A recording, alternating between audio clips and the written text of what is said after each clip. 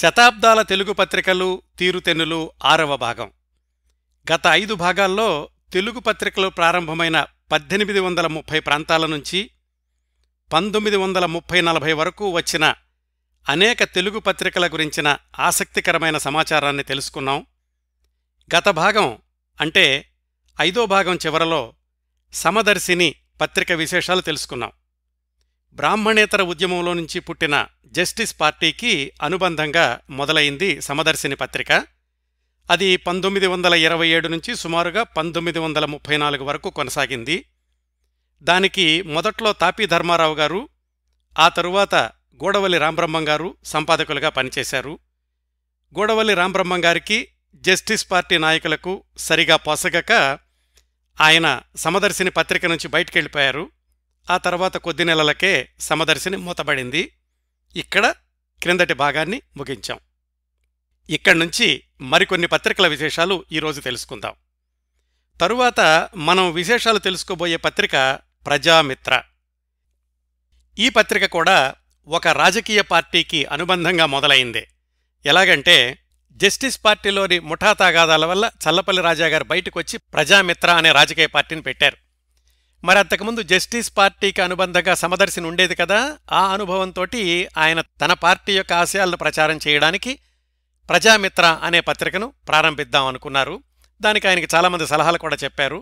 అందుకని ఈ ప్రజామిత్ర అనే పత్రికను బెజవాడలో ప్రారంభించారు. అప్పుడు దానికి అవటపల్లి సూర్యనారాయణ గారు ఆయన సంపాదకత్వం వహిస్తూ ఉండేవాళ్లు. కొంతకాలం బెజవాడ నుంచి వచ్చాక దాన్ని మద్రాసుకు మార్చారు. అప్పుడు ఆయనకు బాగా పరిచయం ఉన్నటువంటి గూడవల్లి రాంబ్రహ్మం గారిని ఈ ప్రజామిత్ర అనే పత్రికకు సంపాదకుడిగా తీసుకున్నారు. రాంబ్రహ్మం గారి సంపాదకత్వంలో ఈ ప్రజామిత్ర పత్రిక మద్రాసు నుంచి రావడం ప్రారంభమయ్యాక దాని రూపురేఖలు పూర్తిగా మారిపోయాయి. అప్పటికి అంటే ఈ ప్రజామిత్ర ప్రారంభమయ్యే నాటికి మద్రాసు వదిలి వెళ్లినటువంటి తాపీ ధర్మారావు గారు మళ్లీ వెనక్కొచ్చారు. తన దగ్గర శిష్యరికం చేసిన గూడవల్లి రాంబ్రహ్మం గారు సంపాదకత్వం వహిస్తున్న ప్రజామిత్రలో తాపీ ధర్మారావు గారు చక్కటి వ్యాసాలు, చక్కటి సాహిత్యపరమైనటువంటి అంశాలు కూడా వ్రాశారు. తాపీ ధర్మారావు గారు రాసిన కొత్తపాళి అనే వ్యాసాలు, అలాగే దేవాలయాల మీద బూతు బొమ్మలెందుకు, ఇలాంటి వ్యాసాలన్నింటినీ కూడా 1936 సంవత్సరంలో ప్రజామిత్రలో ప్రచురించారు గూడవల్లి రాంబ్రహ్మం గారు. అయితే రచయిత పేరును చిట్టచివరి వరకు చెప్పకుండా ఉంచి వాటి మీద విమర్శలను ఆహ్వానించి అలా వచ్చినటువంటి విమర్శలను ప్రచురిస్తూ తాపీ ధర్మారావు గారిలో ఆ భావ పరివర్తనకి, దాంట్లో స్పష్టత తీసుకురావడానికి ఈ ప్రజామిత్ర పత్రిక ఎంతో సహకరించింది అంటారు. ఆ విధంగా పత్రిక విమర్శన రంగంలో కూడా ఒక కొత్త ఒరవడిని సృష్టించింది. ఈ ప్రజామిత్ర, అంతకుముందు వచ్చిన సమదర్శిని, వీటిల్లో కూడా సినిమా వార్తలకు చాలా ప్రాముఖ్యాన్నిచ్చి సినీ జర్నలిజానికి కూడా ఒక కొత్త బాటలు వేసింది అని చెప్తూ ఉంటారు. అలాగే పత్రిక, దానిలో వచ్చేటటువంటి విషయాలు, వాటితో పాటుగా గూడవల్లి రాంబ్రహ్మం గారు, అంతకు ముందున్న తాపీ ధర్మారావు గారు కూడా వాళ్ళు ఎక్కడున్నా కానీ తమ చుట్టూతా ఈ కవులు, పండితులు ఇలాంటి వాళ్ళందరినీ చేర్చుకుంటూ ఉండేవాళ్లు. అదే పంథాలో ప్రజామిత్రక పత్రిక కార్యాలయం ఒక రాజుగారి కొలువుకోవటంలాగా ఉండేదట. ఎంతమందో సాహితీవేత్తలు, లలిత కళాభిమానులు, రాజకీయ ప్రముఖులు ఎప్పుడూ వస్తూ వెళుతూ ఉండేవాళ్లు. వాళ్ళందరూ ఉండడంతోటి సాహిత్య గోష్ఠులు, వాదోపవాదాలు ఇలాంటివి జరుగుతూ ఉండేవి. అక్కడికే ఒక కుర్రాడు వస్తుండేవాడు, చార్టెడ్ అకౌంటెంట్. ఆయనకు సాహిత్యంతో పరిచయం లేకపోయినప్పటికీ పత్రికా కార్యాలయానికి వచ్చిన తాపీ ధర్మారావు గారు, సముద్రాల రాఘవాచారి గారు, గోపీచంద్ర గారు, నార్ల వెంకటేశ్వరరావు గారు, కొసరాజు రాఘవయ్య గారు ఇలాంటి వాళ్ళందరినీ చూసి ఆయన కూడా సాహిత్యం పట్ల, కళల పట్ల ఆసక్తి పెంచుకుని తర్వాత రోజుల్లో ప్రముఖ దర్శకుడయ్యారు. ఆయనే బిఎన్ రెడ్డి గారు. ప్రజామిత్ర పత్రిక నడుస్తున్న క్రమంలో ఆ బిఎన్ రెడ్డి గారు వాళ్ళ ఆఫీసుకు రావడంతోటి బిఎన్ రెడ్డి గారికి గూడవల్లి రాంబ్రహ్మం గారికి పరిచయం ఏర్పడి ప్రజామిత్ర పత్రిక ప్రింటింగులో ఇబ్బంది వచ్చినప్పుడు బిఎన్ రెడ్డి గారిని అడిగి ఆయనతోటి ఒక ప్రింటింగ్ ప్రెస్ను ప్రారంభింపచేశారు. ప్రారంభింపచేయడమే కాకుండా ప్రజామిత్ర పత్రిక ఆఫీసును కూడా ఆ బిఎన్ రెడ్డి గారు ప్రారంభించినటువంటి బిఎన్కే ప్రెస్ ఉన్న బిల్డింగులోనే పై అంతస్తులోకి మార్చారు. అక్కడి నుంచి గూడవల్లి రాంబ్రహ్మం గారికి, బిఎన్ రెడ్డి గారికి పరిచయాలు బాగా పెరగడం, ఆ తర్వాత వాళ్ళిద్దరూ సినిమాల్లోకి వెళ్ళడం అది వేరే విషయం అనుకోండి. మనం ఈ ప్రజామిత్ర పత్రిక విషయానికి వస్తే గనక గూడవల్లి రాంబ్రహ్మం గారు చాలా పరిశోధనాత్మకమైనటువంటి వార్తలని చాలా ధైర్యంగా ప్రచురిస్తూ ఉండేవాళ్లు. అప్పట్లో ప్రజామిత్ర పత్రిక ప్రతి శుక్రవారం విడుదలయ్యేది. ఇది మద్రాసు నుంచి వచ్చేది కదా.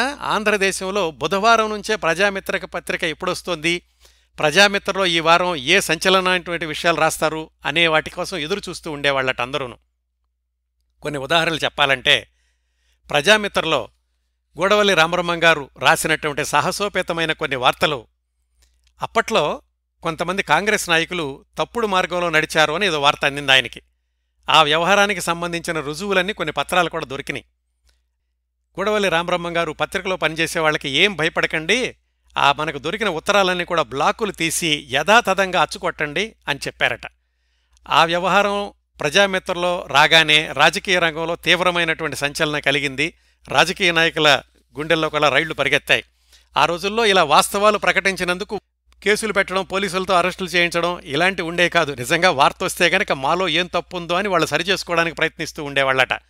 ఇంకొక ఉదాహరణ, ఆసుపత్రుల్లో వైద్యులు సామాన్యులకు అందుబాటులో లేకపోవడం, ఇలాంటి వాటిని తీవ్రంగా విమర్శిస్తూ ఒక వ్యాసం రాశారు. ధనవంతులకే ధర్మాసుపత్రులు అని. చెప్పాను కదా, అప్పట్లో వార్తలు వస్తే గనక మాలో తప్పుంటే సరిచేసుకుంటాము అనుకునేవాళ్ళు ఎక్కువగా ఉండేవాళ్ళు. అందుకని ఈ వ్యాసం వచ్చాక ఆసుపత్రిలో జరిగే అక్రమాలకు క్షమాపణ చెబుతూ పత్రికలకు ఉత్తరాలు రాశారట కొంతమంది. ఇలాంటివి మేము ఆపేస్తాము, ఇక ముందు ఇలాంటివి కొనసాగించము, అందరికీ వైద్యం అందుబాటులోగా ఉండేలాగా చేస్తాము అని.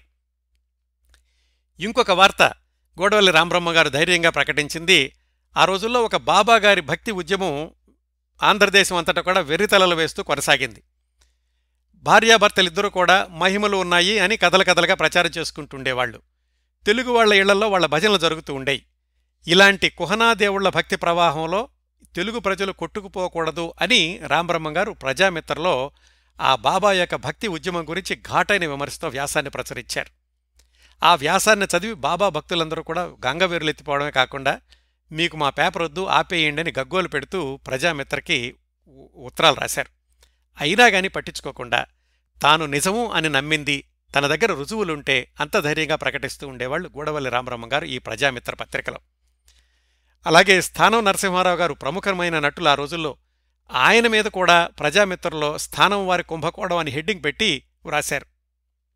అది మార్కెట్లోకి రాగానే జనం విరగబడి మరి కొన్నారు ప్రజామిత్ర పత్రికను. ఇలాగా ఎన్నో సాహసాలు చేశారు గూడవల్లి రామబ్రహ్మం గారు ఈ ప్రజామిత్ర పత్రిక ద్వారా. ఈ ప్రజామిత్ర పత్రికకు చాలామంది వస్తూ ఉండేవాళ్ళని తెలుసుకున్నాం కదా. దాంట్లో కొన్ని ముఖ్యమైనటువంటి సంఘటనలు చెప్పుకోవాలంటే, గిడుగు రామ్మూర్తి పంతులు గారు ఆరోగ్యం సరిగ్గా లేక వైద్యం చేయించుకోవడానికని 1940 సంవత్సరం జనవరిలో మద్రాసుకు వచ్చారు. బహుశా ఆయన చిట్టచివరిసారిగా చేసిన ఉపన్యాసం ప్రజామిత్ర కార్యాలయంలోనే జరిగింది. ఆ తర్వాత కొద్ది రోజులకే, అంటే జనవరి 19వ తారీఖున గిడుగు రామ్మూర్తి పంతులు గారు మరణించారు. గిడుగు రామ్మూర్తి పంతులు గారికి అసాధారణమైన రీతిలో శ్రద్ధాంజలి సమర్పించారు గూడవల్లి రామబ్రహ్మం గారు ఈ ప్రజామిత్ర పత్రికలో. గిడుగువారి అంతిమయాత్ర సందర్భంగా రాయపేట శ్మశానం దాకా దారి పొడుగున పోస్టర్లు వేశారు ప్రజామిత్ర పత్రిక వాళ్లు. శవదహనానికి ముందు ప్రముఖులు గిడుగువారి మరణానికి సంతాపాన్ని ప్రకటిస్తూ ప్రసంగాలు చేసేందుకు ఈ ప్రజామిత్ర పత్రిక తరఫున గూడవల్లి రామబ్రహ్మం గారు అక్కడ ఏర్పాట్లు చేశారు. అదే సందర్భంగా గిడుగువారి స్మారక సంచిక రూపంలో ప్రజామిత్ర ప్రత్యేక అనుబంధాన్ని కూడా ప్రచురించారు గూడవల్లి గారు. గిడుగువారి ఆశయాలకు అనుగుణంగా రామబ్రహ్మం గారు తన రచనాశైలిని పూర్తిగా వాడుక భాషనే ఉపయోగిస్తూ ఉండేవాళ్లు. అలాగే కాశీనాథుని నాగేశ్వరరావు పంతులు గారు చనిపోయినప్పుడు కూడా వాళ్ల పత్రిక, వాళ్ల భారతి ఉన్నప్పటికీ ప్రజామిత్రలో ప్రత్యేకమైనటువంటి సంచికను ప్రచురించారు కాశీనాథుని నాగేశ్వరరావు పంతులు గారికి నివాళులు అర్పిస్తూ. అలాగే రాడికల్ హ్యూమనిస్ట్ అయినటువంటి ఎంఎన్ రాయ్ గారు మద్రాసుకు వచ్చినప్పుడు ఆ సందర్భంగా ప్రజామిత్ర కార్యాలయంలో రామబ్రహ్మం గారు ఘన స్వాగతం సభ ఏర్పాటు చేశారు. వివిధ రంగాలకు చెందిన ప్రముఖుల్ని, పత్రికా విలేకరులు కూడా ఆహ్వానించారు.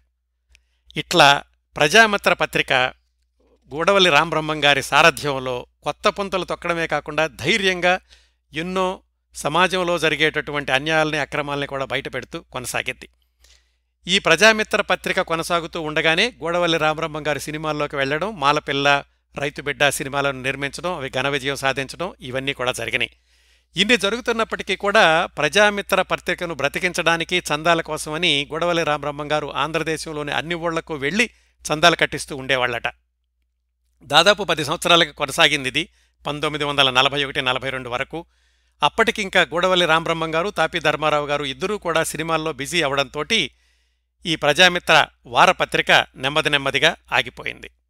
ఇప్పటికి కూడా వెనక్కి తిరిగి చూసుకుంటే ఆ రోజుల్లో వచ్చిన సమదర్శిని, ప్రజామిత్ర పత్రికల యొక్క ప్రశస్తిని గాని, వాటి యొక్క ప్రాధాన్యతని గాని ఆంధ్ర పత్రికల చరిత్రలో ప్రత్యేకంగా ప్రస్తావించుకోవాల్సి ఉంటుంది.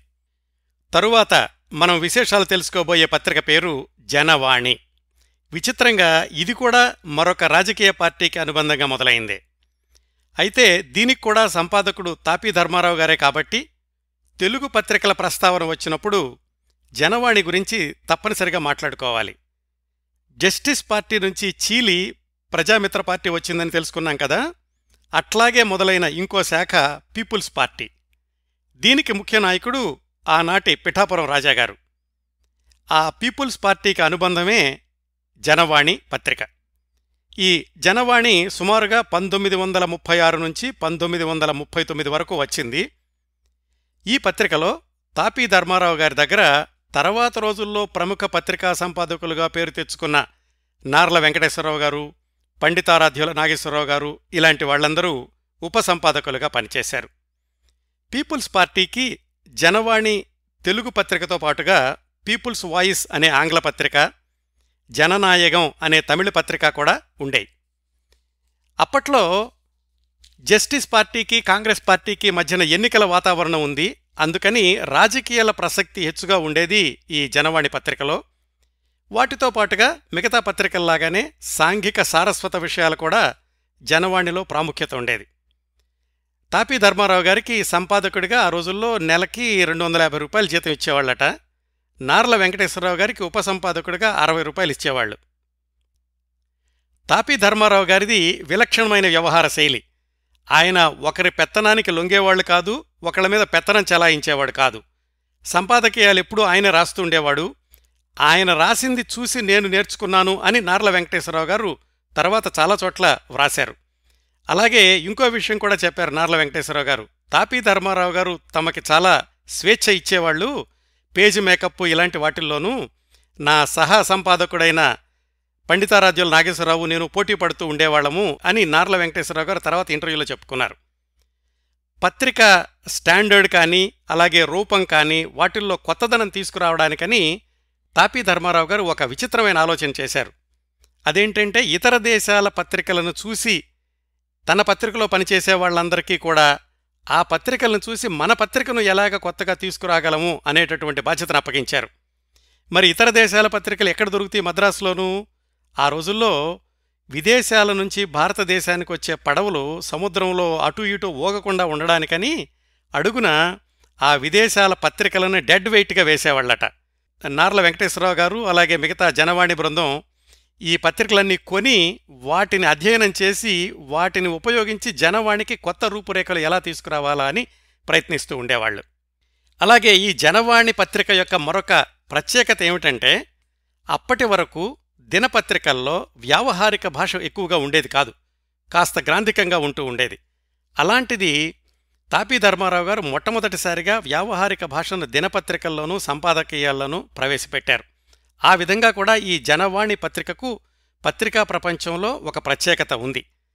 ఆయన ఈ వ్యావహారిక భాషను ఎలా రాసేవాళ్లంటే ఆయనే రాసుకున్నారు. ఒక చోట తక్కువ పదాలతో వాక్యాలు రాసేవాణ్ణి. సుమారుగా 3 పదాలుంటాయి వాక్యంలో. అంటే ఉదాహరణకి రాజాజీ మద్రాసు వచ్చారు, రాజాజీ ప్రసంగించారు, ఇలా ఉండేవి. చాలామంది ఏమనేవాళ్లంటే క్రియాపదాలను వ్యావహారికం చేస్తే వ్యావహారికం అయిపోతుంది అనుకునేవాళ్లు. అంటే వచ్చినాడు అనేదాన్ని వచ్చాడు అని రాస్తే సరిపోతుంది అనుకునేవాళ్లు. అలా కాకుండా చిన్న చిన్న పదాలతో వాక్యాలను చేరిస్తే గనక అది నిజమైన వ్యవహారికం అనిపిస్తుంది. ఆ టెక్నిక్ నేను కనిపెట్టాను. ఆ రోజుల్లో మాకు పోటీగా ప్రారంభమైన ఆంధ్రప్రభ దినపత్రిక వాళ్లు కూడా నన్ను చూసి చాలా ప్రశంసిస్తూ ఉండేవాళ్లు. మంచి టెక్నిక్ కనిపెట్టావయ్యా అని తాపీ ధర్మారావు గారు తర్వాత వ్యాసాల్లో రాసుకున్నారు. తాపీ ధర్మారావు గారు ఎంత ధైర్యంగా పత్రికను నడిపారంటే ఆయన శిష్యుడు గుడవలి రామబ్రహ్మం గారు మరొక వైపున ప్రజామిత్ర పత్రికను ఎంత ధైర్యంతో నడుపుతున్నారో అంత సాహసాలు తాపీ ధర్మారావు గారు కూడా చేశారు ఈ జనవాణి పత్రికను నడిపే సమయంలో. ఉదాహరణకి ఆ రోజుల్లో అంటే 1937-38 ప్రాంతాల్లో రాజమండ్రిలో మున్సిపల్ చైర్మన్గా క్రొవ్విడి లింగరాజు అని ఆయన ఉండేవాడు. ఈ క్రొవ్విడి లింగరాజు గారే అమ్మ నవలను తెలుగులోకి అనువాదం చేశారు. అక్కడే అంటే రాజమండ్రిలో కూరగాయల బజార్ కాంట్రాక్టు సందర్భంలో కాంట్రాక్టర్ ఒక ఆయన ఉండేవాడు. ఆయన పేరు రెడ్డి అచ్చయ్య. ఆయనకి ఈ మున్సిపల్ చైర్మన్ లింగరాజు గారికి ఏదో తగదా వచ్చింది. ఆ అచ్చయ్య అనే ఆయన క్రొవిడి లింగరాజు గారు చేసేటటువంటి పనుల మీద ఒక ఫ్లయర్ లాంటిది వేశారు. అక్కడ విలేకరిగా ఉన్న పందిరి మల్లికార్జునరావు అనే ఆయన ఆ కరపత్రాన్ని జనవాణికి పంపించారు. ఆ కరపత్రాన్ని యథాతథంగా పబ్లిష్ చేశారు జనవాణి పత్రికలో తాపి ధర్మారావు గారు. దానికి గాను ఆ క్రొవిడి లింగరాజు గారు ఆ కాంట్రాక్టర్ మీద, అలాగే జనవాణి సంపాదకుడిగా తాపి ధర్మారావు గారి మీద, ప్రింటర్ పబ్లిషర్ మీద, వీళ్ళందరి మీద పరువు నష్టం దావా వేశారు. అలాంటి వాటిని కూడా ధైర్యంగా ఎదుర్కొనేవారు. కానీ ఈ వార్త వేస్తే ఏమవుతుందో, ఎవరైనా వస్తారేమో అని ఏమాత్రం భయపడేవారు కాదు తాపి ధర్మారావు గారు. జనవాణి ఇలాగా 3 సంవత్సరాలు నడిచాక 1937 ఎన్నికల్లో కాంగ్రెస్ పార్టీ గెలిచింది. అంటే జస్టిస్ పార్టీ, దానికి అనుబంధమైన పార్టీలన్నీ కూడా ఓడిపోయినాయి. దాంతోటి జనవాణిని పళ్లబిగున ఒక 2 సంవత్సరాలు నడిపించినా గానీ రెండో ప్రపంచ యుద్ధం ప్రారంభమయ్యాక పత్రికలకు కాగితాకోటం బాగా తగ్గించేశారనే నెపంతోటి పిఠాపురం రాజాగారు ఈ జనవాణిని 1939లో ఆపేశారు. జనవాణికి ఇంకొంత కొనసాగింపు చరిత్ర కూడా ఉంది. అదేంటంటే 1938లో ఇక్కడ ఆగిపోయాక మరొక 10 సంవత్సరాల తర్వాత 1949లో జనవాణి అనే పేరుతోనే పత్రికను మళ్లీ తీసుకొచ్చారు తాపి ధర్మారావు గారు. బహుశా దాన్ని మనం జనవాణి వర్షన్ 2 అనుకోవచ్చు. దాని విశేషాలు తర్వాత చెప్తాను. ఎందుకంటే ఈ మధ్యలో తాపి ధర్మారావు గారు మరొక సాహసోపేతమైన పత్రికను తీసుకొచ్చారు. దాని పేరు కాగడ. కాగడ అనగానే 1960-70 ప్రాంతాల్లో ఒక సినిమా పత్రిక ఉండేది, కాగడా శర్మ అనే ఆయన సంపాదకత్వంలో. అది గుర్తొస్తుంది. దానికి ఇప్పుడు మనం మాట్లాడుకుంటున్న కాగడాకి ఏమాత్రం సంబంధం లేదండి. నిజంగా కాగడా అంటే చెమ్మ చీకట్లో ధైర్యంగా దారి చూపించే వెలుగు అని. అది తాపి ధర్మారావు గారు పెట్టిన పత్రికకి 100కి 100 పళ్ళు సరిపోతుంది. మరి ఆ కాగడా శర్మ గారు ఆ సినిమా పత్రిక ఆ పేరు ఎందుకు పెట్టారో మనకు తెలీదు. అది పక్కన పెట్టేస్తే తాపి ధర్మారావు గారి కాగడా విషయానికి వస్తే, తాపి ధర్మారావు గారు 1938-39కే సినిమాల్లో రచయితగా వెళ్లారు. ఆయన దగ్గర శిష్యుడిగా పనిచేసిన గూడవల్లి రామబ్రహ్మం గారు దర్శకత్వం వహించిన సినిమాలకు ఆయన మాటలు రాస్తూ ఉండేవాళ్లు. అలాంటి రోజుల్లో ఆయన 1940 జనవరి 10వ తేదీన ఈ కాగడా వారపత్రికను ప్రారంభించారు. ప్రతి బుధవారం వస్తూ ఉండేది. సంపాదకులుగా తాపి ధర్మారావు గారు, ఆ కాగడా పత్రిక మేనేజర్గానేమో వాళ్ళ అబ్బాయే తాపి మోహన్ రావు అని ఆయన ఉండేవాడు. బిఎన్ రెడ్డి గారి ప్రెస్లోనే దీన్ని కూడా అచ్చు వేయిస్తూ ఉండేవాళ్లు. 16 పేజీలకి 1 అణాకి పత్రికని అమ్ముతూ ఉండేవాళ్లు. ఒక రకంగా దీన్ని తాపి ధర్మారావు గారి కుటుంబ పత్రిక అంటూ ఉండేవాళ్లు. ఎందుకంటే ధర్మారావు గారు ఎడిటరు, వాళ్ళ అబ్బాయి మేనేజరు, అలాగే శెట్టి ఈశ్వరరావు అని మరొక మిత్రుడు, ఆయన కూడా మేనేజర్గా ఉంటూ ఉండేవాడు. కాగడా పత్రికను ప్రారంభించినప్పుడు తాపి ధర్మారావు గారు చాలా స్పష్టంగా ఉన్నారు. అంటే ఆ పత్రిక ఆశయాలేమిటి, ఎలా నడపాలి, ఎలాంటి వార్తలు దానిలో ఉండాలి, దేన్ని బలపరచాలి అనే విషయంలో ఆయన ఎంత స్పష్టంగా ఉన్నారో మొట్టమొదటి సంపాదకీయాలు తెలియచేస్తాయి. ఏం చెప్పారంటే, 1, మూఢ సంప్రదాయాల యథార్థ స్వరూపాన్ని బయట పెట్టడంలో పెద్దలకే పాఠాలు చెప్పాలి అనేది ఒక ఆశయంగా చెప్పారు. అలాగే కాగడా పత్రిక ప్రపంచ సారస్వతానికి, మన సారస్వతానికి సాధ్యమైనంత వరకు భాయీ సంబంధం కలిగించాలి అనేది 1. ఇంకొక ఆశయం సాంఘికం. అంటే సంఘంలోని వివిధ అంశాలను, అందులోని లోపాలను సహేతుకంగా విశదీకరించి పత్రికా ప్రపంచంలో ఒక కొత్త యుగాన్ని స్థాపించాలి అనుకోవడం.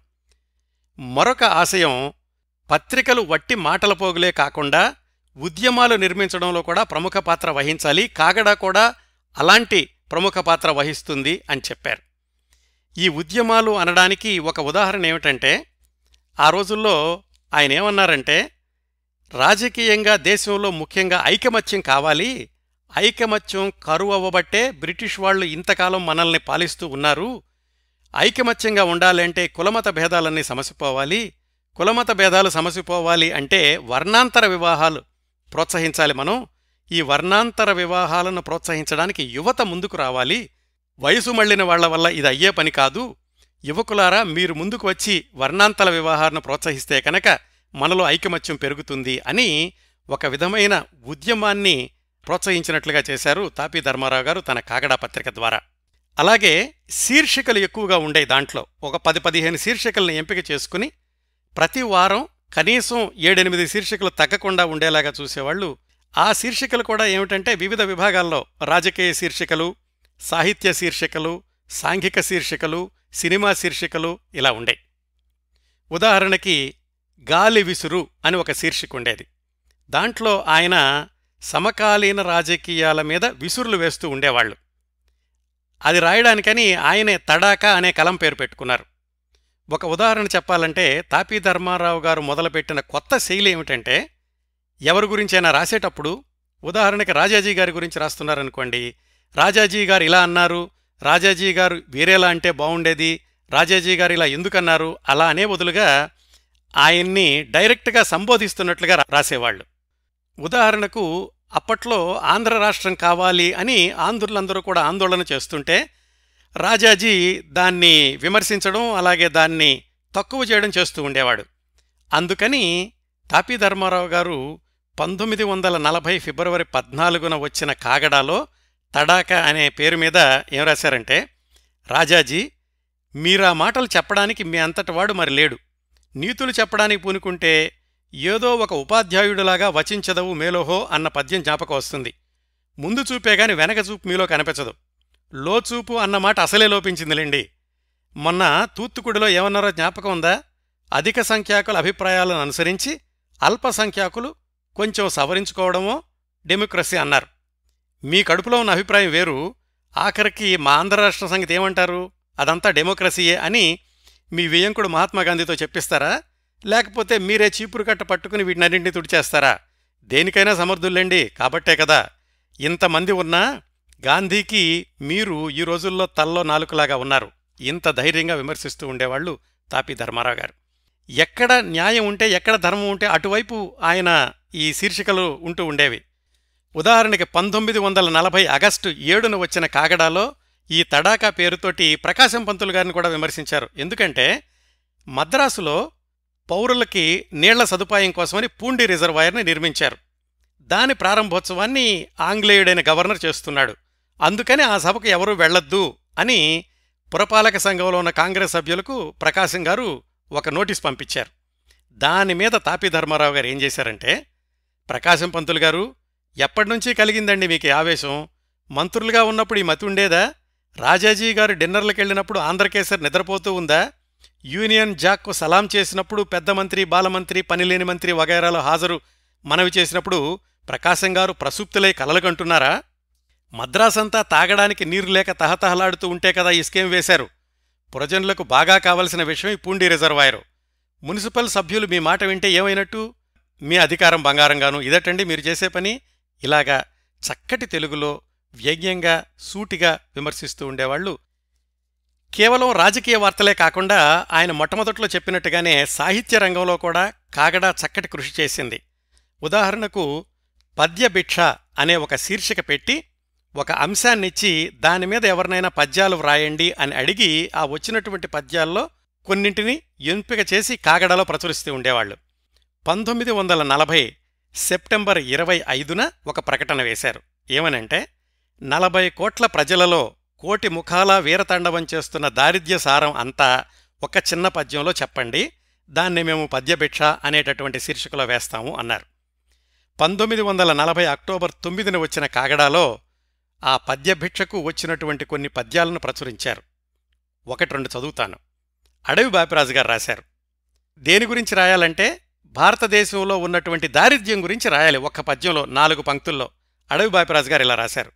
ప్రళయ భైరవ బయద నర్తనము సేయు క్షుభిత కంకాళమాలా విశుష్క ఘోష క్షామదేవత శతకోటి చరణఘాతముల దరిద్రోదర క్షుదాగ్నులను నేడు. భాగవతుల శంకరశాస్త్రి అంటే బహుశా ఆరుద్ర గారు అయి ఉంటారు. ఆయనేం రాశారంటే, కట్టుబట్టలేక కడుపు కన్నము లేక నిలువ నీడలేక నీరు లేక మనువు లేక మరల మరణించగా లేక బ్రతుకు వాని బ్రతుకు బ్రతుకే అగునే. అది 1940 అక్టోబర్ 16న వచ్చిన కాగడాలో రాశారు. అలాగే సముద్రాల గారు 1940 డిసెంబర్ 11న వచ్చిన కాగడాలో ఇదే పద్యభిక్షలో భారతదేశంలోని దారిద్ర్యాన్ని ఒక పద్యంలో వర్ణిస్తూ ఇలా రాశారు. ఆకలో ఆకలో అంచు ఆడలనేల చివికి జీర్ణించి పిగులు గోచియును లేక జైనదేవునివలే తోచు మానమునకు చేతులర్పించి మిడుకుచు చీకటింట. ఇట్లా నడుస్తున్నటువంటి కాగడా పత్రిక కూడా 2-3 సంవత్సరాల మించి నడవలేదు. ఎందుకంటే అప్పటికే 2వ ప్రపంచ యుద్ధం తీవ్రతరం కావడం, ఆ సమయంలో మద్రాసులో బాంబులు పడతాయి అని చాలామంది అక్కడ్నుంచి వెళ్ళిపోవడం, ఈ హడావిడితోటి 1942 మధ్యలోనే కాగడా పత్రికను ఆపేశారు. ఇది తాపీ ధర్మారావు గారు 2-3 సంవత్సరాలు నడిపినటువంటి కాగడా పత్రిక విశేషాలు. ఈ కాగడా ముందు తాపీ ధర్మారావు గారు నడిపిన జనవాణి గురించి తెలుసుకున్నాం కదా. ఆ జనవాణి వర్షన్ 2 ఉందని కూడా చెప్పాను. ఆ వర్షన్ 2 సంగతి ఏమిటంటే 1942లో కాగడా పత్రికను ఆపేశాక ఆయన సినిమాల్లో బాగా బిజీ అయిపోయారు. ఆయన సినిమాల్లో ఎంత బిజీగా ఉన్నప్పటికీ ఈ పాత్రికేయ వృత్తి మీద మాత్రం ఆయనకు ఆసక్తి తగ్గలేదు తాపీ ధర్మారావు గారికి. ఎందుకంటే అప్పటికే 3 పత్రికలు నడిపున్నారు, సమదర్శిని, జనవాణి, మళ్లీ కాగడా. ఇప్పుడు 1949 ప్రాంతాల్లో భారతదేశానికి స్వాతంత్ర్యం వచ్చాక మళ్ళా ఆయన జనవాణి పత్రికను పునరుద్ధరించారు. ఈసారి జనవాణి పత్రిక ఆయన సొంత పత్రికే. అంతకు 10 సంవత్సరాల ముందు ఆ పత్రికను నడిపినప్పుడు అది పీపుల్స్ పార్టీకి అనుబంధంగా ఉండేది. అందుకని 1949లో జనవాణి వర్షన్ 2, నేనంటున్నాను వర్షన్ 2 అని, అది ప్రారంభించినప్పుడు ఆయన ఏం చెప్పారంటే, నాటి జనవాణి పరతంత్ర, నేటి జనవాణి స్వతంత్ర, అప్పట్లాగే ఇప్పుడు కూడా మీ సేవ చేయడమే మా దీక్ష. కాగడా పట్టుకుని కల్లా కపటమూ లేకుండా సత్యాన్ని కనపరచడమే మా పని. జంకు గొంకు లేకుండా జనవాణిని ప్రకటించడమే మా ఉద్యోగం. అన్ని రంగాలలోనూ ఆంధ్రుల పురోగమనానికి పాటుపడడమే మా సూత్రం అని ఫిబ్రవరి 8వ తేదీ 1949న వచ్చిన జనవాణి 2వ వర్షంలో చెప్పారు తాపీ ధర్మారావు గారు. ముఖ్యంగా అప్పట్లో ఏంటంటే మద్రాసు నుంచి విడిపోయి ఆంధ్ర రాష్ట్రం కావాలి అనే వాదన చాలా బలంగా వినిపిస్తోంది. దానిని బలపరచడమే మా ధ్యేయం అన్నట్లుగా ఈ జనవాణిలో చెప్పారు తాపీ ధర్మారావు గారు 1949 ప్రాంతాల్లో. ఈ 1949లో వచ్చిన జనవాణికి మరొక ప్రత్యేకత కూడా ఉంది. ఏమిటంటే అంతకుముందు కమ్యూనిస్టు పత్రికలు 2 వచ్చినాయి, ప్రజాశక్తి, విశాలాంధ్ర అని. కానీ అవి ఆగిపోయినాయి కమ్యూనిస్టుల మీద నిర్బంధం ఉండేసరికి. ప్రజాశక్తి, విశాలాంధ్రలో పనిచేసిన వాళ్లు కూడా ఈ దగ్గర పనిచేయడానికి వచ్చారు జనవాణిలో. శెట్టి ఈశ్వరరావు గారని, కొండేపూడి లక్ష్మీనారాయణ గారని, ఇలాంటి వాళ్ళు.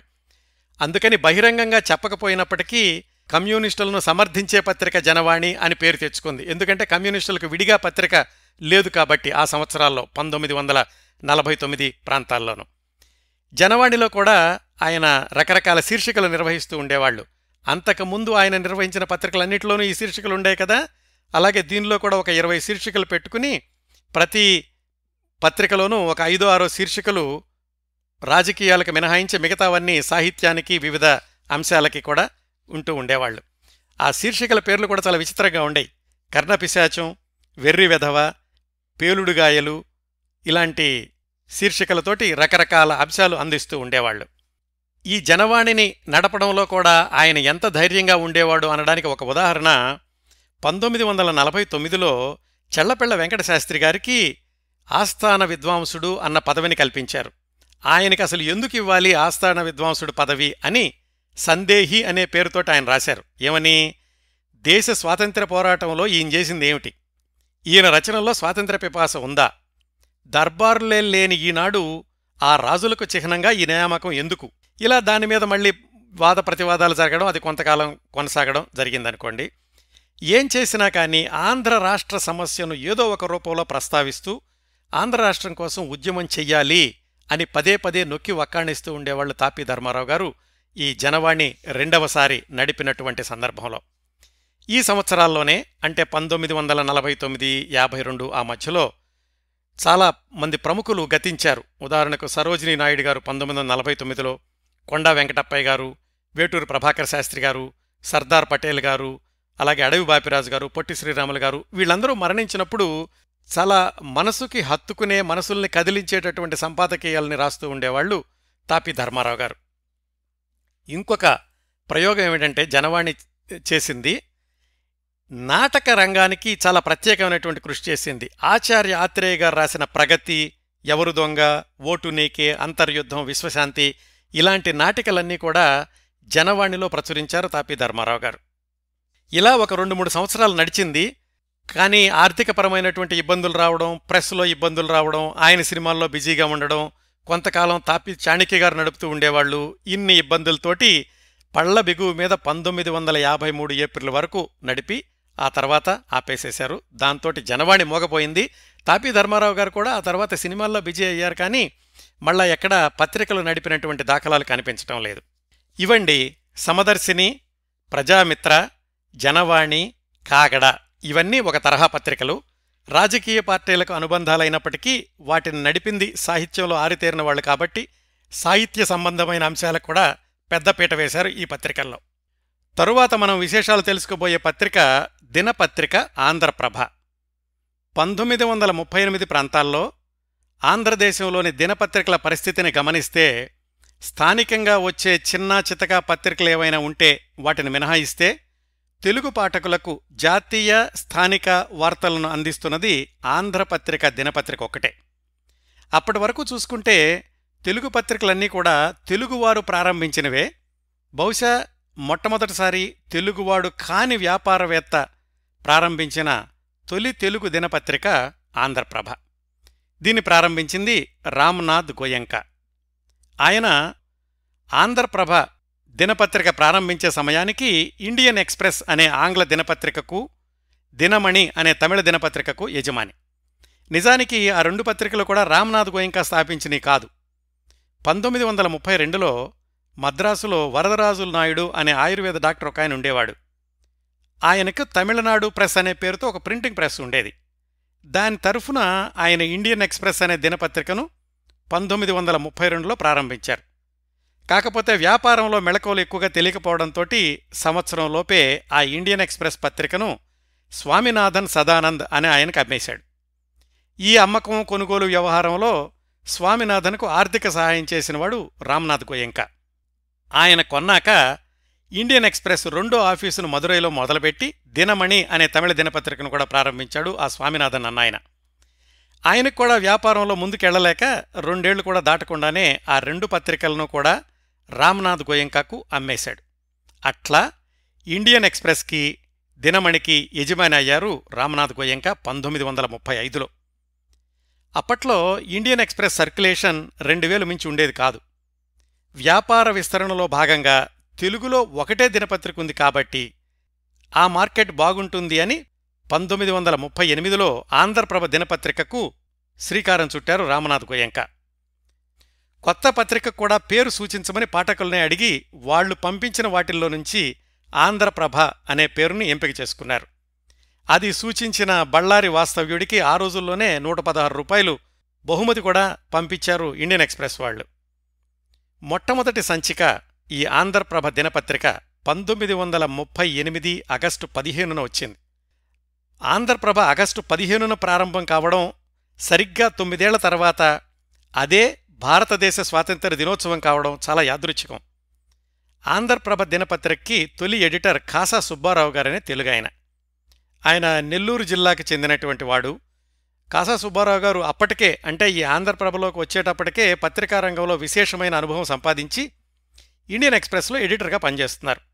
బహుశా ఆయన తెలుగువాడు కాబట్టి ఆయన సంస్థలోనే చాలా కాలంగా పనిచేస్తున్నాడు కాబట్టి కాసా సుబ్బారావు గారిని ఈ ఆంధ్రప్రభ తెలుగు ఎడిషన్కి ఎడిటర్గా ఎన్నుకునుంటారు రామనాథ్ గోయంక. అప్పట్లో వార్తాపత్రికల్లో ఒకరి పట్ల ఒకరికి పరస్పర గౌరవం ఎలా ఉండేది అనడానికి ఒక ఉదాహరణ, ఆ మరుసటి రోజు 1938 ఆగస్టు 16న ఆంధ్ర పత్రిక దినపత్రిక సంపాదకీయంలో కొత్తగా ఆంధ్రప్రభ వస్తోంది, దానికి స్వాగతం అంటూ ఇలా రాశారు. ఆంధ్రప్రభకు స్వాగతము. ఇంగ్లీష్లో వెలువడుచున్న ఇండియన్ ఎక్స్‌ప్రెస్ జాయింట్ ఎడిటర్ కాజా సుబ్బారావు గారే ఈ పత్రికకును సంపాదకులు. నిన్నటి ప్రథమ సంచికలో ఆంధ్రేతర నాయకులు పంపిన సందేశములు ప్రకటింపబడినవి. ఒకరు భాషను గూర్చియు, మరొకరు భావముల గూర్చియు, ఇంకొకరు పత్రిక నడపవలసిన పద్ధతుల గూర్చియు సందేశములను నొసంగుతూ సస్తివాచికముల బల్కిరి. పత్రికా సంపాదకులను తొలి పలుకునందు తమ ఆశయములను వివరించిరి. విశాలాంధ్రదేశంలో ఎన్ని దినపత్రికలకైనా ముఖ్యంగా జాతీయ పత్రికలకు గొప్ప సవకాశం ఏర్పడింది అని చెప్పుచూ ప్రపంచ భారత రాజకీయ క్లిష్ట పరిస్థితులలో ముఖ్యంగా ఆగస్టులో జన్మించి ఆంధ్ర రాష్ట్రం కోసం ఆందోళన సాగించుతుందని తొలి పలుకు, ఈ పలుకు సార్థకమగుగాక. తమకు పోటీగా వస్తుంది ఆంధ్రప్రభ అనుకోకుండా దానికి స్వాగతం ఇస్తూ ఆంధ్రపత్రిక వాళ్లు ఆత్మీయంగా వ్రాసిన ఎడిటోరియల్ అది. అలాంటి విలువలు ఈ రోజుల్లో కూడా చూడగలిగితే ఎంత బాగుంటుంది అనిపిస్తుంది ఒక్కొక్కసారి ఆనాటి పత్రికల యొక్క ఆరోగ్యకరమైన వాతావరణాన్ని గమనిస్తుంటే. కాసా సుబ్బారావు గారు ఆంధ్రప్రభ దినపత్రిక సంపాదకుడిగా రాసిన సంపాదకీయాలు ఆనాటి స్వాతంత్ర్యోద్యమ నాయకుల్నే కాకుండా గాంధీజీని కూడా బాగా ఆకర్షించాయట. మొదట్నుంచే కాంగ్రెస్ పార్టీ కార్యకలాపాలను ఆశయాలను సమర్థిస్తూ కొనసాగింది ఆంధ్రప్రభ దినపత్రిక. అప్పటికే వివిధ పత్రికల్లో రిపోర్టర్గా, ఉపసంపాదకుడిగా, ఫ్రీలాన్సర్గా పనిచేసిన నార్ల వెంకటేశ్వరరావు గారు ఆంధ్రప్రభలో న్యూస్ ఎడిటర్గా చేరారు. కాసా సుబ్బారావు గారి తర్వాత న్యాపతి నారాయణమూర్తి అనే ఆయన కొద్ది కాలం పాటు ఈ ఆంధ్రప్రభ దినపత్రికకు సంపాదకుడిగా చేశారు. ఆయన తర్వాత 1942లో అప్పటికి 4 ఏళ్లుగా న్యూస్ ఎడిటర్గా ఉన్న నార్ల వెంకటేశ్వరరావు గారు ఆంధ్రప్రభ సంపాదకుడిగా ప్రమోట్ అయ్యారు. నార్లవారి సంపాదక బాధ్యతలు తీసుకునేటప్పటికీ ఆంధ్రప్రభ సర్క్యులేషన్ 2700 కాపీలు మాత్రమే ఉండేది.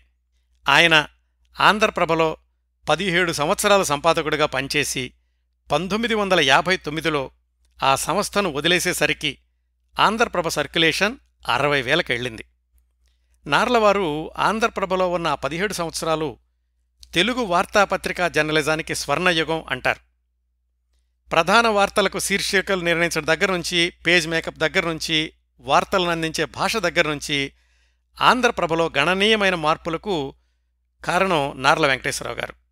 ఆ రోజుల్లో నార్లవారు రాసిన సంపాదకీయాలు గొప్ప సంచలనాలు. ఉదాహరణలు చూపిస్తాను మీకు. ఆయన కలం బలం ద్వారా ప్రజా సమస్యలకు ఉద్యమ రూపం తీసుకురావడంలో ప్రధాన పాత్ర పోషించారు. ఆయన సంపాదకుడైన కొత్తలోనే క్విట్ ఇండియా ఉద్యమం మొదలైంది. ఆ సందర్భంలో బ్రిటిష్ ప్రభుత్వం ప్రెస్ సెన్సారింగ్ తీసుకొచ్చినందుకు నిరసనగా ఆంధ్రప్రభను కొన్ని నెలల పాటు మూసేశారు. మళ్లీ ప్రారంభమయ్యాక కూడా కొన్నిసార్లు మైసూరు రాజ్యంలోనూ నిజాం రాజ్యంలోనూ కూడా నిషేధానికి గురింది ఆంధ్రప్రభ. 1946లో ఉమ్మడి మద్రాసు రాష్ట్రానికి జరిగిన ఎన్నికల్లో ప్రజాభిప్రాయాన్ని కాదు అని గాంధీజీ రాజగోపాలాచారిని ముఖ్యమంత్రిని చేయాలని చూశారు. నార్లవారు ఆంధ్రప్రభ ద్వారా చేసిన ఉద్యమం ఫలితంగా రాజాజీ కాకుండా ప్రకాశం పంతులు గారే ముఖ్యమంత్రి అయ్యారు. మళ్లీ కొన్నాళ్లకి ప్రకాశం పంతులు గారి ప్రభుత్వ తీరు పట్ల అసంతృప్తిని ప్రకటిస్తూ ఆంధ్రప్రభలో నార్లవారు 5 సంపాదకీయాలు రాశారు. వాటి ద్వారా ప్రకాశం పంతులు గారి ప్రభుత్వం కూలిపోవడానికి కూడా కారణమయ్యారు. అంటే అంత నిబద్ధతతోటి, నిజాయితీతోటి ఆంధ్రప్రభను నడిపారు నార్ల వెంకటేశ్వరరావు గారు. ఆయనంట ఎప్పుడూ రాజీనామా లేఖను జేబులో ఉంచుకుని తిరుగుతూ ఉండేవాళ్లట. తుఫానులు, కరువులు ఇలాంటివి వచ్చినప్పుడు కూడా పత్రిక ద్వారా విరాళాలు సేకరించి అవసరమైన వాళ్లకు అందజేయడంలో ప్రముఖ పాత్ర వహించారు నార్ల వెంకటేశ్వరరావు గారు ఆంధ్రప్రభ పత్రిక ద్వారా. 1959లో ఏమైందంటే ఇండియన్ ఎక్స్ప్రెస్ గ్రూప్లో కార్మికుల సమ్మె జరిగింది. మరి సహజంగానే రామ్నాథ గోయంకా గారికి అది ఇష్టం లేదు. రామ్నాథ్ గోయంకా గారి యాజమాన్య విధానాలకు వ్యతిరేకంగా కార్మికుల పక్షాన్ని నిలవడంతోటి ఆంధ్రప్రభ సంపాదకత్వ బాధ్యతల నుంచి నార్లవారు తప్పుకోవాల్సి వచ్చింది. ఆయన తర్వాత నీలవరాజు వెంకటశేషయ్య గారు ఆంధ్రప్రభకు సంపాదకులయ్యారు. ఆ తర్వాత సంవత్సరాల్లో పండితారాధ్యుల నాగేశ్వరరావు గారు, విద్వాన్ విశ్వం గారు, కూచిమంచి సత్యసుబ్రహ్మణ్యం గారు, పొత్తూరి వెంకటేశ్వరరావు గారు మొదలైన వాళ్లు ఆంధ్రప్రభ దినపత్రికకు ఎడిటర్స్గా పనిచేశారు. ఇంకా ప్రధాన ఎడిటర్లు కాకపోయినా వివిధ సందర్భాల్లో శ్రీశ్రీ గారు, గొల్లపూడి మారుతీరావు గారు ఇలాంటి వాళ్లు కూడా ఆంధ్రప్రభ సంపాదక వర్గంలో పనిచేశారు. 1974లో ఈనాడు రంగప్రవేశం చేసే సమయానికి ఆంధ్రప్రభ దినపత్రిక అత్యధిక సర్క్యులేషన్తో ఉండేది. రామ్నాథ్ గోయంకా చనిపోయాక ఆ ఇండియన్ ఎక్స్ప్రెస్ యాజమాన్యం 2 భాగాలుగా చీలిపోయి ఆంధ్రప్రభకు రామ్నాథ్ గోయంకా మనవడు మనోజ్ సంతాలియా అన్నాయన యజమాని అయ్యారు. 1980 తర్వాత వార్తాపత్రికల రూపకల్పనలో వచ్చిన ఆధునిక సాంకేతికను అందిపుచ్చుకోవడంలో కాస్త నెమ్మదించింది ఆంధ్రప్రభ అని చెప్పుకోక తప్పదు. చివరికి 2005లో ఆంధ్రప్రభ దినపత్రికను కాకినాడకు చెందిన వ్యాపారవేత్త ముత్తా గోపాలకృష్ణ గారికి అమ్మేశారు. ఆయన ఆధ్వర్యంలోకి వచ్చాక మిత్రులు విజయబాబు గారు ఆంధ్రప్రభ దినపత్రికకు చాలా సంవత్సరాలు సంపాదకుడిగా పనిచేశారు. యాజమాన్య మార్పిడితోటి 82 సంవత్సరాలుగా నడుస్తున్న ఏకైక దినపత్రిక ఆంధ్రప్రభ అని చెప్పుకోవచ్చు. ఈ ఆంధ్రప్రభకు అప్పట్నుంచి చూసుకుంటే దేశ రాష్ట్ర రాజకీయ చరిత్రలో ఖచ్చితంగా తనదైన స్థానాన్ని నిలబెట్టుకుంటూ వచ్చింది. ఇవండి ఆంధ్రప్రభ దినపత్రిక చరిత్ర గురించినటువంటి సంక్షిప్తమైన సమాచారం. ఇంకా ఆంధ్రప్రభ దినపత్రిక ప్రారంభమైన తొలి దశాబ్దాల్లో జరిగినటువంటి కొన్ని చారిత్రక సంఘటనల సమయంలో ఆ పత్రికలో వచ్చిన వార్తల కవరేజ్ ఎలా ఉండేదో చూద్దాం. 1947 ఆగస్టు 15న భారతదేశానికి స్వాతంత్ర్యం వచ్చింది కదా, దానికి దాదాపుగా 10 రోజుల ముందు నుంచి ఆంధ్రప్రభ దినపత్రికలో నార్ల వెంకటేశ్వరరావు గారు స్వాతంత్ర్య భానోదయ వేళ అనే పేరుతోటి సంపాదకీయాలు రాస్తూ వచ్చారు. స్వాతంత్ర్య భానోదయ వేళ 1, 2, 3, 4, 5, 6, 7 అలాగా సంఖ్యలు వేసుకుంటూ 10 రోజుల ముందు నుంచే ఆయన సంపాదకీయాలు రాశారు. దాంట్లో ఎంత చక్కటి విషయాలు చెప్పారంటే, ఇప్పటికి కూడా ఆయన రాసిన సంపాదకీయాలకి ఎంత విలువుందో తెలుస్తుంది ఆయన ఏం రాశారో తెలుసుకుంటే. ఉదాహరణకు 1947 ఆగస్టు 13న ఆయన రాసినటువంటి సంపాదకీయంలో ఇలా చెప్పారు: ఆత్మవిశ్వాసం లేనివాడు స్వతంత్రుడైనప్పటికీ బానిసతో సమానుడే. ఆత్మవిశ్వాసం అహంకారంగా పరిగణించగల ప్రమాదం లేకపోలేదు. నిజానికి ఈ ఆత్మవిశ్వాసానికి అహంకారానికి భేదం ఏంటంటే తరతమాల్లోనే. ఆత్మవిశ్వాసాన్ని దానితో పాటుగా సహజంగా ఆత్మగౌరవాన్ని కోల్పోయినందున మన జాతి బానిసత్వానికి పాల్పడవలసి వచ్చింది. ఖచ్చితంగా చెప్పారాయన. భారతీయుల్లో ఆత్మవిశ్వాసం లోపించింది, అందుకనే మనం బానిసలుగా ఇన్ని సంవత్సరాలుగా ఉన్నాము అని చెప్తూ హనుమంతుడి యొక్క ఉదాహరణ కూడా ఇచ్చారు. హనుమంతుడికి చాలా శక్తి ఉంది, కానీ ఆయనకి ఆత్మవిశ్వాసం లేదు. ఎవరో ఒకళ్ళు గుర్తు చేస్తే తప్ప ఆయనకి గుర్తురాదు నేనెంత బలవంతుండని. భారత జాతి కూడా అలాంటిదే. మనకెవరైనా గుర్తు చేసే వరకు మన బలం తెలియలేదు. ఇప్పటికైనా గాని మన బలం తెలుసుకున్నాము, మరి కొద్ది రోజుల్లో మనకి స్వాతంత్ర్యం వస్తోంది అంటూ ఆయన సంపాదకీయం రాశారు 1947 ఆగస్టు 13న. అలాగే 1947 ఆగస్టు 14వ తారీఖున ఏం రాశారంటే, అటు నిజాం ప్రభుత్వం ఒకవైపు భారతదేశానికి స్వాతంత్ర్యం వస్తుంది అన్న విషయం స్థిరమైపోయింది. అక్కడ నిజాం ప్రభుత్వం ఏం చేసిందంటే, సర్వస్వాతంత్ర్య ప్రకటనకై నిజాం ప్రభుత్వం కృతనిశ్చయం, మేము సొంతంగా మా రాజ్యం మేమే ఉంచుకుంటాము, మీలో కలవము అని నిజాం ప్రభుత్వం చెప్పింది అని ఆగస్టు 14వ తారీఖున ఆంధ్రప్రభ మెయిన్ హెడ్డింగ్. అలాగని చెప్పి మౌంట్ బాటన్కు సంస్థానాధిపతి, ఏ సంస్థానాధిపతి? నిజాం సంస్థానాధిపతి ఉత్తరం రాశాడు. అది ముఖ్య వార్తగా వచ్చింది. కింద అదే రోజు మతోన్మాద నివారణకై మహాత్ముని కఠోర నిర్ణయం అని కూడా ఒక వార్త వచ్చింది 1947 ఆగస్టు 14న. అలాగే ఆయన స్వాతంత్ర్య భానోదయ వేళ అని ఎడిటర్లు రాశారనుకున్నాం కదా, భారతదేశానికి స్వాతంత్ర్యం రావడానికి ఒక రోజు ముందు ఆయన రాసినటువంటి ఎడిటోరియల్ ఎవరు? నార్ల వెంకటేశ్వరరావు గారు. మరి ఒక పగలు ఒక రాత్రి జరిగితే చాలు, కేవలం 24 గంటలు గడిస్తే చాలు స్వాతంత్ర్య భానోదయం జరుగుతుంది.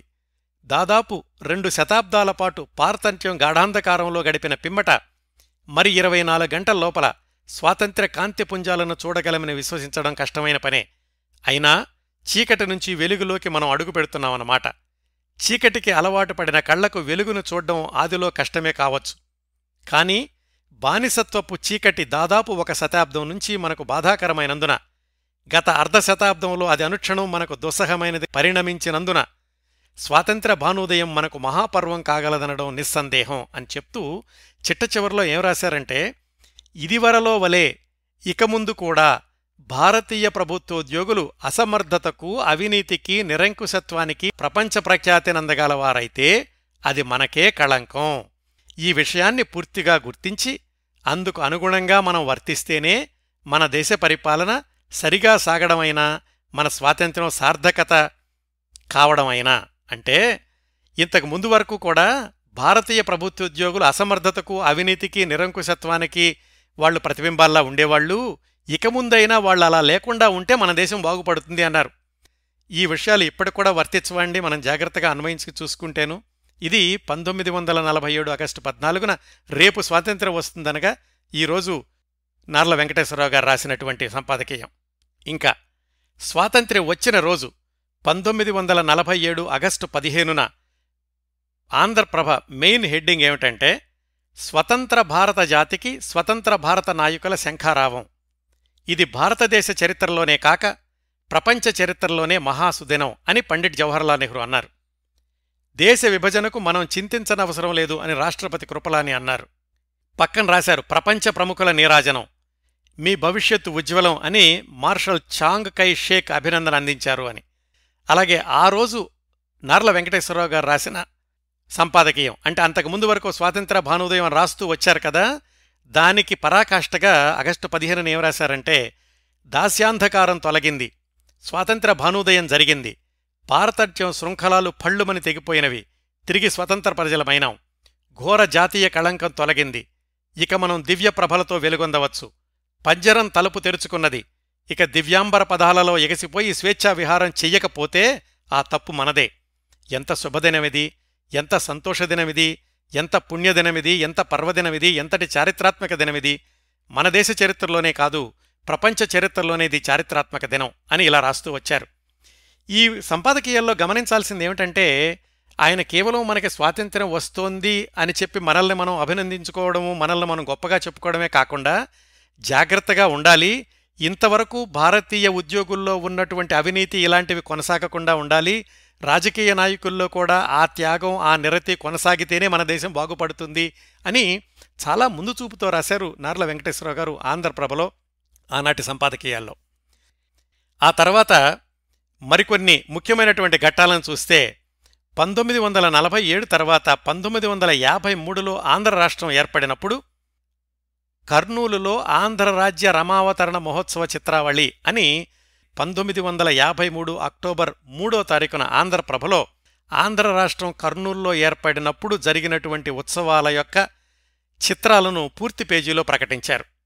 ఆ మొట్టమొదటి ఆంధ్ర రాష్ట్రానికి ముఖ్యమంత్రిగా ప్రకాశం పంతులు గారు ప్రమాణ స్వీకారం చేయడం, ఆ చిత్రాన్ని కూడా ప్రకటించారు. అలాగే జవహర్లాల్ నెహ్రూ వచ్చినప్పుడు ఆయన రైల్వే స్టేషన్ నుంచి తీసుకురావడం, ఇలాంటి చిత్రాలన్నీ కూడా 1953 అక్టోబర్ 3వ తారీఖున వచ్చిన ఆంధ్రప్రభలో ప్రకటించారు. తరువాత 1956 నవంబర్ 1న ఆంధ్రప్రదేశ్ అవతరణ జరిగింది కదా. 1956 నవంబర్ 3వ తేదీన వచ్చిన ఆంధ్రప్రభలో మెయిన్ హెడ్డింగ్ ఆంధ్రప్రదేశ్ అవతరణ మహోత్సవం. పాత వ్యవస్థకు స్వస్తి చెప్పి కొత్త వ్యవస్థకు నాంది పలికే అతి ప్రధాన సంఘటన. 12 మంది సభ్యులతో ఆంధ్రప్రదేశ్ మంత్రివర్గ ప్రమాణ స్వీకారం. అప్పటికి కూడా నార్ల వెంకటేశ్వరరావు గారే ఎడిటర్గా ఉన్నారు. హైకోర్టు జడ్జీల ప్రమాణ స్వీకారం కూడా. ఇవి మొట్టమొదటి పేజీలో రాశారు ఆంధ్రప్రదేశ్ అవతరణ జరిగినప్పుడు 1956లో. తర్వాత మైలురాయి 1975 జూన్లో అత్యవసర పరిస్థితి వచ్చింది కదా. 1975 జూన్ 27న వచ్చిన ఆంధ్రప్రభ. అప్పటికి ఎడిటర్ పండితారాధ్యుల నాగేశ్వరరావు గారు. దాని మెయిన్ హెడ్డింగ్ దేశం అంతటా అత్యవసర పరిస్థితి, ఆంతరంగిక కల్లోలం నివారణకు రాష్ట్రపతి అసాధారణ చర్య. రాష్ట్రపతి ఫక్రుద్దీన్ అలీ అహ్మద్ నేడు దేశంలో జాతీయ అత్యయిక పరిస్థితిని ప్రకటించారు. ఢిల్లీలో కొన్ని వార్తాపత్రికలు వెలువడని పరిస్థితి, విద్యుత్ సరఫరా నిలిచిపోయిన కారణంగా. ఎందుకంటే ఎమర్జెన్సీ విధించగానే వెంటనే ఢిల్లీలో అన్ని వార్తాపత్రికలకు కూడా కరెంటు కట్ చేశారు. ఆ విషయాలన్నీ కూడా మొట్టమొదటి పేజీలో ప్రకటించారు ఆంధ్రప్రభలో 1975లో. మిగతా పత్రికల్లాగానే ఈ అత్యవసర పరిస్థితికి నిరసనగా ఎడిటోరియల్ ఏమీ రాయకుండా కేవలం ఒక తెల్ల ప్రదేశాన్ని వదిలేశారు ఆంధ్రప్రభలో. ఆంధ్రపత్రిక కూడా అదే పనిచేసింది ఆ రోజు.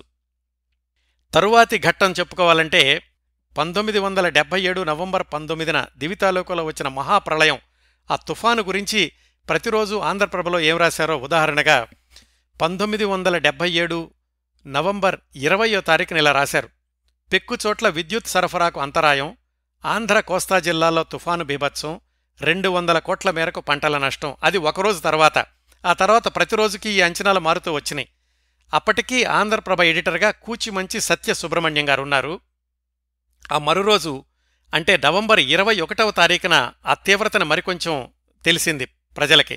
తుఫాను బీభత్సంలో 241 మంది మృతి, కోస్తా జిల్లాల్లో లక్షలాది ప్రజలకు నిరాశ్రయం అని రాశారు. ఆ తర్వాత నవంబర్ 22వ తేదీన తుఫాను యొక్క తీవ్రత పూర్తిగా తెలిసింది. తుఫానుకు 10,000 మందికి పైగా బలి, దివితాలోకాలో 10 గ్రామాలు కడలిపాలు, కొన్ని లక్షల కోట్ల నష్టం. ఇదంతా కూడా 3 రోజుల తర్వాత కానీ తెలియలేదు. ఆ 3 రోజులు కూడా ఆంధ్రప్రభలోనూ మిగతా పత్రికలతో పాటుగా చాలా సవివరమైనటువంటి చిత్రాలు ప్రకటించడం, ఈ వార్తలు అందించడం, ఇవన్నీ చేసింది ఆంధ్రప్రభ. ఇవన్నీ కొన్ని ఉదాహరణలు మాత్రమే. ఆంధ్రప్రభ చరిత్రలోనూ ముఖ్యమైన ఘట్టాలు వచ్చినప్పుడు ఆంధ్రప్రభలో ఎలాంటి వార్తలు ఉన్నాయి అనేది. ఇవే మిగతా పత్రికల విషయంలో కూడా చూసుకుంటూ వద్దాం మనం. ఇవండి ఆంధ్రప్రభ దినపత్రిక 1938 నుంచి ఇప్పటి వరకు కొనసాగుతోంది. యాజమాన్యాలు మారినా కానీ ఈ ఆంధ్రప్రభ దినపత్రికకు అనుబంధంగా 1952లో ఆంధ్రప్రభ వారపత్రిక మొదలైంది. అది సుమారుగా 2002 వరకు నడిచింది, 50 సంవత్సరాల పాటు. దాని విశేషాలు తర్వాత తెలుసుకుందాం. కాలక్రమంలో 1950 తర్వాత వస్తుంది కాబట్టి. ఇవండి 1935-50 మధ్యలో ప్రారంభమైనటువంటి కొన్ని పత్రికల విశేషాలు. ఆ 1950 ప్రాంతాల్లో ప్రారంభమైన చందమామ, అలాగే ఆంధ్రప్రభ వారపత్రిక, మరికొన్ని పత్రికల విశేషాలు వచ్చే వారం శతాబ్దాల తెలుగు పత్రికలు తీరుతెన్నులు 7వ భాగంలో మాట్లాడుకుందాం. ఈరోజు కార్యక్రమంలో తాపీ ధర్మారావు గారి జనవాణి కాగడ విశేషాలను తాపీ ధర్మారావు జీవితము సాహిత్యము అనే పుస్తకం నుంచి తీసుకోవడం జరిగింది. రచయిత ఏటుకూరి ప్రసాద్ గారు. అలాగే ఆంధ్రప్రభ గురించిన సమాచారాన్ని నిర్ధారించుకోవడంలో నాకు సహాయం చేసింది మిత్రులు, పాత్రికేయులు, రచయిత బెందాళం కృష్ణారావు గారు. వారికి నా కృతజ్ఞతలు తెలియజేస్తున్నాను.